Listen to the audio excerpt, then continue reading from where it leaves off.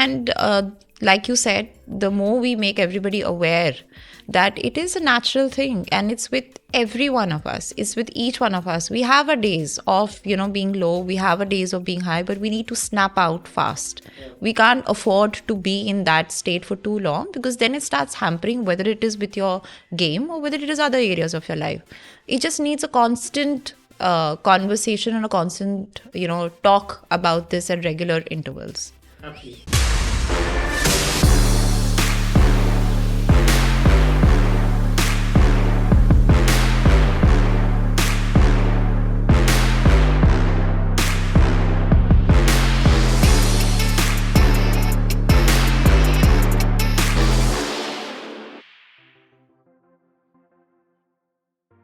Hi, I'm thrilled to actually host the next chat with Dr. Ankita Verma, and I'm amazed at the kind of talent that she has, the kind of knowledge that she has. In fact, I may have to read up some of her qualifications, which are very, very interesting.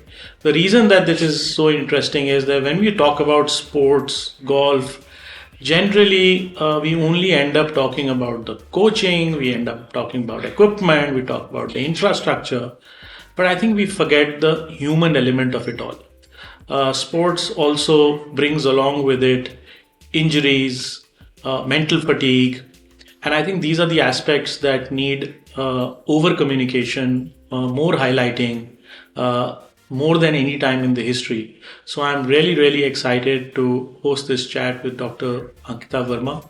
Obviously, she does a lot of stuff around this, but there are 2-3 things in her resume that caught my attention, and maybe we'll start with that.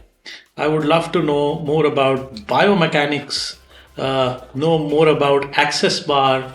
I think these are stuff that we all need to know a little more about. We know about sports injuries, we know about physiotherapy, but let's start with that. Good evening. Diving straight into access bars, I think, because that's something which is very close to my heart. Yes, I did master in sports and orthopedics therapy, but I think down the line, especially when you hit your midlife and you start seeing and noticing, people around you, your peer group, whether it is sports professionals, whether it is your family, whether it's your friends, whether it is any professional, you realize that having some tool to maintain that balance in your mental health is extremely, extremely important. And I found access bars something which was very unique, very different, and very practical and very easy to use tool. So it's through access bars that we kind of, access the energy flow in your body and system, and just kind of help people to maintain this flow continuously in your body and to pinpoint exactly where the blockages are, whether it is in terms of joy, whether it is in terms of money, whether it is in terms of anger, resentment. You can actually pinpoint. And so it just became a fantastic tool to use for in any field.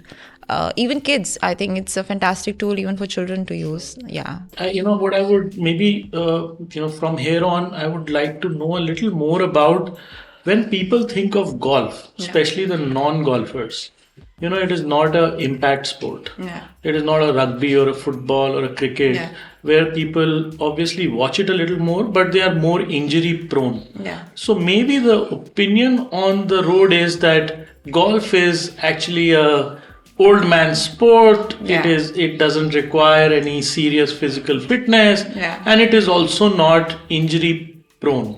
How would you address that opinion?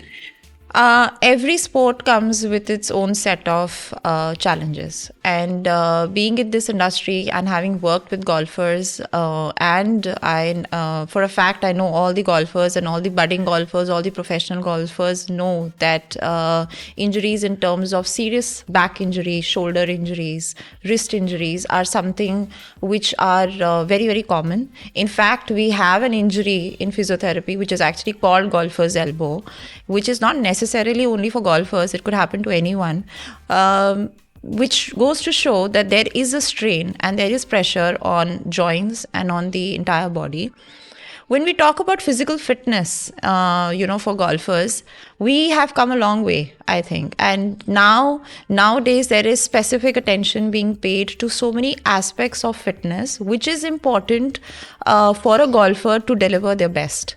So, terms and terminologies like strength and conditioning, flexibility, mobility, core training, biomechanical assessment, fitness assessments, all these things are extremely important for a golfer now to deliver their best.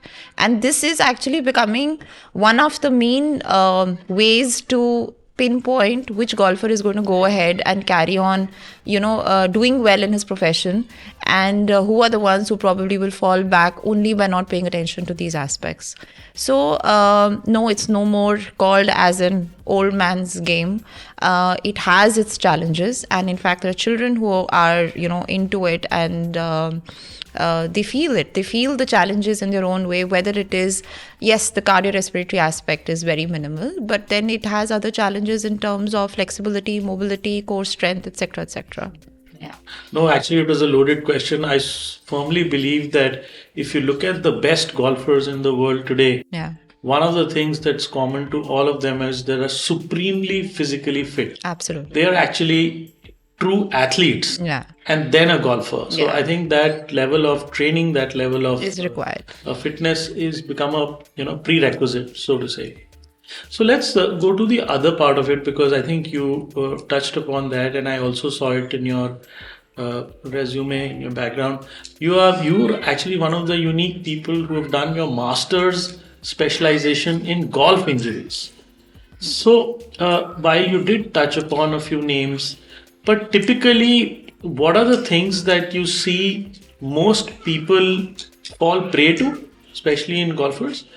And are there any things that they can do to kind of keep themselves injury free, or lower the rate? Is it avoidable by following a few mantras? So this is again something that I can go on and on about. But just talking specifically, so when I did my master's, I was the only one to do a thesis on, golf lower back injuries. And I kind of studied into the aspect of lower body flexibility being one of the primary reasons for causing low back injuries. So again, the point coming back to the fact that flexibility and mobility are such essential parts of a golfer's training program. In order to reduce the injuries, if I go technical, I would say that fitness has 5 components, which is basically cardiorespiratory, flexibility, mobility, and strength training. And then in the end, we have body composition, which comes automatically if you pay attention to the previous 4 components. Now, as a golfer, the cardiorespiratory bit needs to be lesser, because there is not much demand of cardiorespiratory in the game. But the other aspects, whether it is muscular strength, whether it is muscular endurance, whether it is flexibility, all of them need to be given a lot of attention and a lot of focus. So, when we have trainers or we have coaches or we have physiotherapists, if they are equipped with the right kind of knowledge and expertise to understand these aspects, and we have one specific person for each domain, then in grooming a golfer, in getting the right kind of ingredients to groom a golfer in the right way, we would be able to do wonders. So there are these important components of fitness. So let's begin with the first component, which is cardiorespiratory. That is a minimal requirement for a golfer. But coming on to the other components, which is basically muscular strength, muscular endurance, flexibility, mobility. These are such important aspects for a golfer to focus on. And if we have the right kind of trainers, the right kind of coaches who have proper training and understanding of these concepts, and they customize, the training program for the golfer in that way, the risk of injuries drastically goes down, and the performance automatically really becomes much, much better. And that is the actual way, or the actual way to approach a golfer. So I think, what we require is a holistic approach. We require people who have this kind of expertise in all these areas. So we need to have a separate strength and conditioning coach. We need to have a separate personal trainer. We need to have, I haven't touched mental health as yet for golfers, but yeah, a separate mental health counselor. And if we do that, then I think we're not far from actually bringing out the best in golfers. It's very interesting you say that, because clearly, as a sport, there were a couple of interesting points that were being made that this is one sport which is actually gender agnostic. So, whether it is a man or a woman, there are no special advantages that either one of them has over the other, especially for a sport like golf. Second, I think what is also very fascinating about this sport is that you have players who start when they are 5, and there are players who are playing when they are 60, 70, 80, 90, right? So I think the ability that you have to stay connected with the sport throughout your life is something that golf offers. Having said that, what I took away from what you're saying is the key underlying thing is how do you really keep up with the level of fitness that is required to really play this game and enjoy this game as long as you want. So that's a point very, very well made. Let me come to the other side of the picture. A very interesting anecdote I'll tell you. I met a budding girl and her dad, a budding golfer, an amateur champion, and she went and represented India, all of 11 years old, in some of the international tournaments. And when they came back, she didn't make the cut, so I was just sitting with her dad. And one thing he said is that one thing that Indian kids lack is not the technique of the swing, is not the body structure, is not the equipment, is not the facilities as much, but as the mental toughness. He says what he saw there was that if there was a bad hole or a bad shot, players from Southeast Asia or a US or a Europe, similar age group kids, would recover very quickly and not let that disaster carry on or not have a meltdown. But he thought that Indian kids were not very good at handling that failure, that bad shot, and recover. And that brings to core the whole discussion about mental toughness, mental coaching, and which is something that you also specialize in, you talked about. So would love to know more how this is now obviously becoming the talk of the town, from even at work, sports, everywhere, but specifically bringing it to sports and then to golf. Would love to know your experiences. So, you very rightly said that. And I think, we discovered this in a golfer from India, but I think collectively India is way behind in understanding the importance of mental health. And we are struggling with mental health issues. We are not open about, talking about it. There's a lot of taboo on it. And people are just probably waiting or don't realize that, anyone could be going through a lot of signs and symptoms till it manifests and becomes into something more serious and severe. So mental health caught my eye, like I said initially, when I hit the midlife, and I started noticing that it was pretty evident around me, and because of that I started also realizing, and the approach towards my own kids also changed, because at the end of the day, I think if you have that kind of mental resilience, mental health resilience, you can overcome anything, right? Whether it is education, whether it is setbacks, whether it is a game, whether it is specifically talking about golf, setbacks in golf.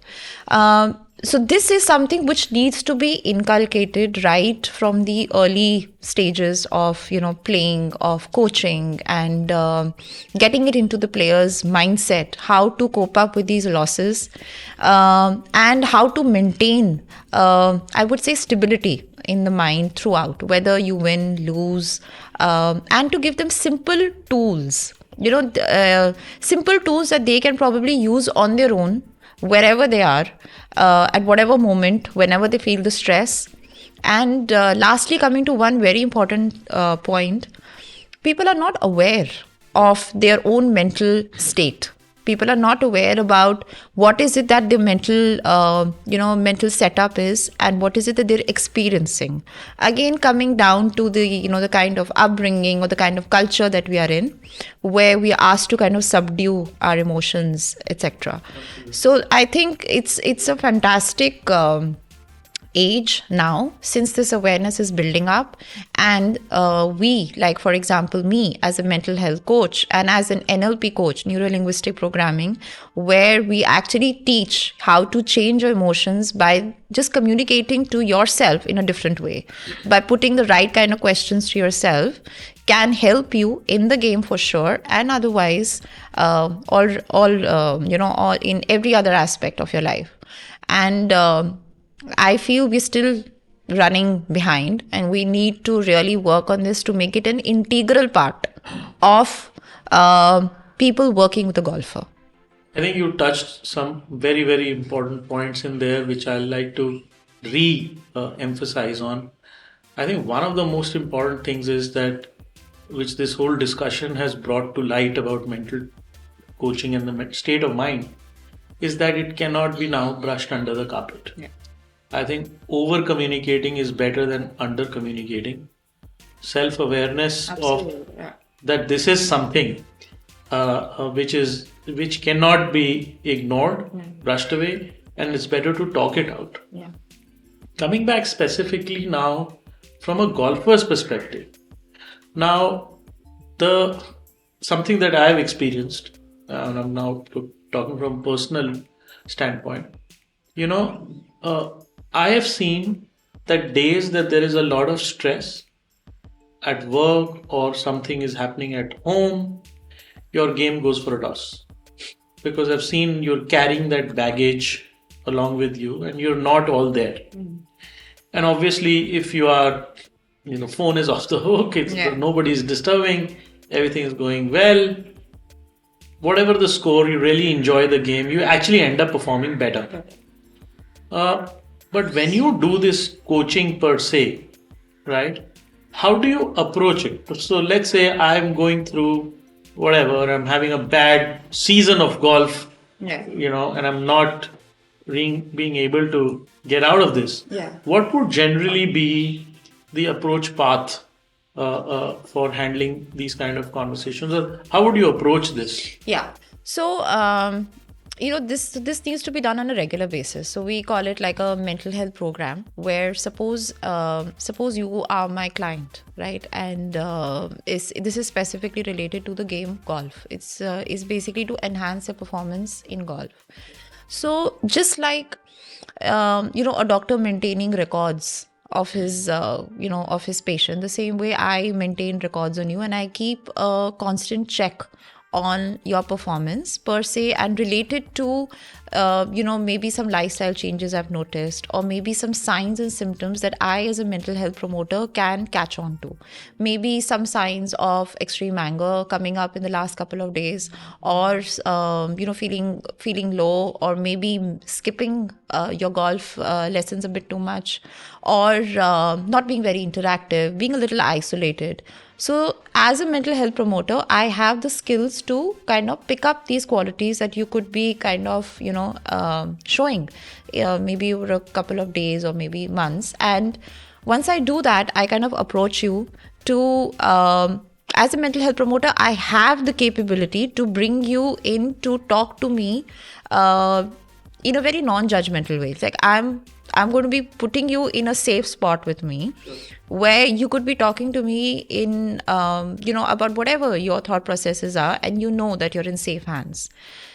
Believe me, just communication in itself, and a person listening to you in an extremely non-judgmental way takes away half the problems right there.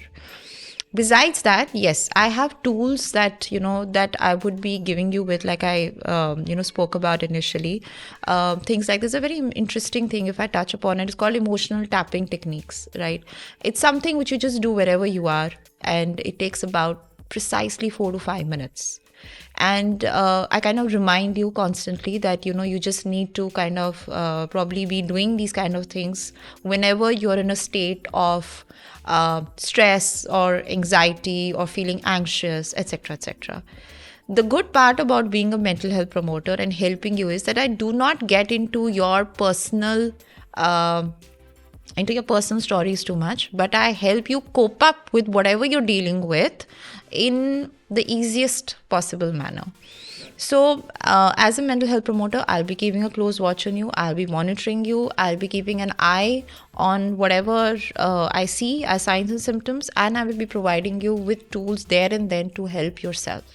Fantastic, fantastic. So again, just to sum up this, uh, you are basically saying self-awareness is very important. Don't brush stuff Yeah, under the under the carpet. carpet.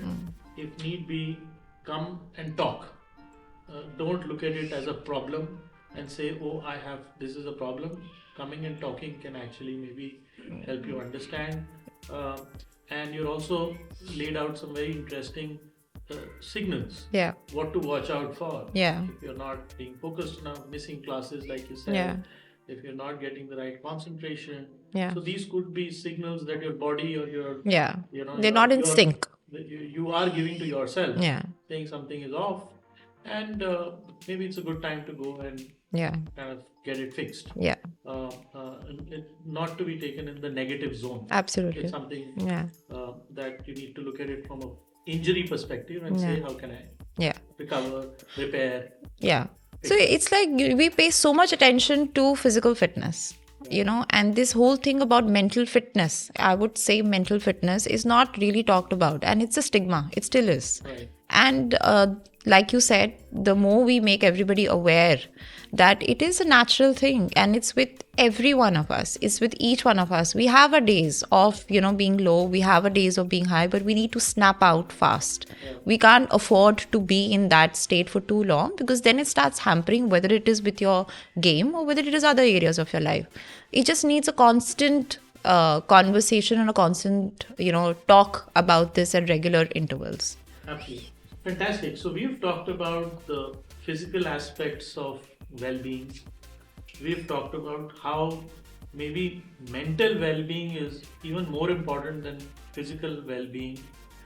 Maybe it actually makes physical well-being easier if you're in a better place from a mental wellness perspective. Now let's switch. Let's talk about today. The world is all about technology and the progress that science has made.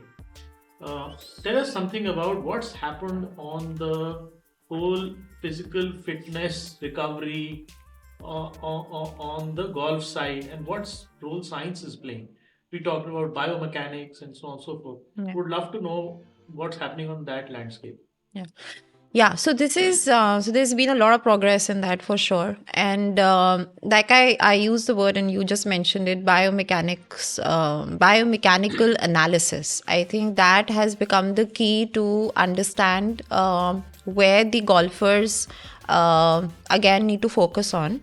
So when we say biomechanical analysis, basically we are assessing every aspect of their game, right from their stance to finally be to the final part of their game, and assessing which areas of the body are the ones where specific attention needs to be given or needs to be focused on. For example, in a golfer, it could be when you notice and when you analyze, when you do a video recording of their entire game, of their swing, you start noticing that maybe the hip mobility is much lesser in comparison to the shoulder mobility, and that over a period of time, if that carries on in that way, it's evident that the shoulder will start getting injured, will start getting overstrained, and because it's compensating for the hip mobility. So when we talk about approaching a golfer and using these newer methods and newer understandings, I would probably put it down point wise, as in when a golfer comes, the first and foremost thing to do is to do a proper physical assessment. So we start with something as basic as a posture analysis of the golfer, right from his his stance, his standing position. Then we do a posture assessment of the swing, or whatever different aspects of the game are. We do a proper assessment of that. We, kind of note down which areas of the body require specific attention, care, whether it is in terms of building up strength, endurance, flexibility, mobility. Then we tailor an exercise program specifically for the golfer on the basis of whatever points we've noted down from the assessment. So it becomes a very specific exercise program for the golfer to work on his or her weak areas, which automatically goes a long way to help him in performing better. So now, usually what happens is there are a set of common exercises which, all the golfers would be doing. It's not still, we haven't reached that, that point where it is being customized to each and every golfer. And that needs to start right from the moment he or she steps in, right from assessing the golfer from his basic standing position, basic walking position, then the game, and helping them on such minute things which will go a long way to see that his longevity in the game is there and he's able to perform better and there are lesser setbacks. So it's again a culmination of physiotherapy, biomechanical experts, kinesiology, strength and conditioning experts. Everybody needs to work together. So very interesting to note that, maybe 20, 30 years ago, doctors would basically prescribe a general set of vitamins to say, you should have greens in your food, take these vitamins for general well-being. From there, we've come a long way because now we have a customized diet plan, which could be either by your blood type or whatever analysis. Similarly, when you come to golf now, there was a point in time that we would go and buy a golf set. But now the world is all about fitting. To say that, my body type, my swing speed, my posture, what is the kind of club head, what is the kind of angle that I want, and so on and so forth. You are basically taking the same narrative now to the world of physical well-being by saying now you need a complete posture analysis to understand what are the angles or concern influences from your body movement, and what do you need to correct to ensure that you don't cause an injury to your own self. So the interesting part is that till now we are focusing on all the external factors, right? Whether it is of course everything is important, whether it is in terms of your attire, your shoes, your your clubs, everything is important, but we're not looking at the basic aspect, which is your own body, right? Starting right from your mind and then going down and focusing on the entire body. If you've got that sorted and if that is in your hands, believe me, your dependency on other things would decrease automatically. And it's also, there's one very interesting phrase which is very, very relevant, which is called as mind body synchronization. Once the mind and body is in sync with each other, believe me, there would be much lesser injuries, much lesser issues, much lesser problems, and automatically the game will be definitely much, much better. And needless to say that actually golf is a stress buster. It is a stress buster sport, which is amazing. So if we can help golfers handle their own mental health, so it's like a win-win situation, in totality. I love that phrase that you said, mind-body synchronization. Because who better than a golfer would understand that all of us are trying to better our game, but we know when we hit a good shot and it comes so effortlessly, seamlessly, get the sweet spot, the whole body is one with the club and the swing. We all know that this is exactly what was supposed to be done and how is it supposed to be done.